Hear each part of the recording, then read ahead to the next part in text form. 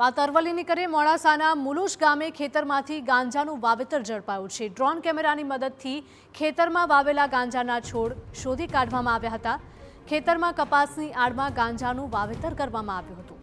ટિન્ટોય police અને એસઓજીનું સંયુક્ત operation ગાંજાના લીલા છોડ સાથે ખેતર માલિકની ધરપકડ કરવામાં આવી છે।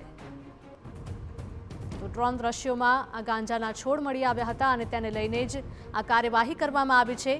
મોડાસાના મુલુશ ગામની ઘટના ખેતરમાંથી ગાંજાનું વાવેતર ઝડપાયું છે। ડ્રોનની મદદથી ખેતરમાં વાવેલા ગાંજાના છોડ શોધી કાઢવામાં આવ્યા હતા। ખેતરમાં કપાસની આડમાં ગાંજાનું વાવેતર થયેલું જોવા મળ્યું હતું।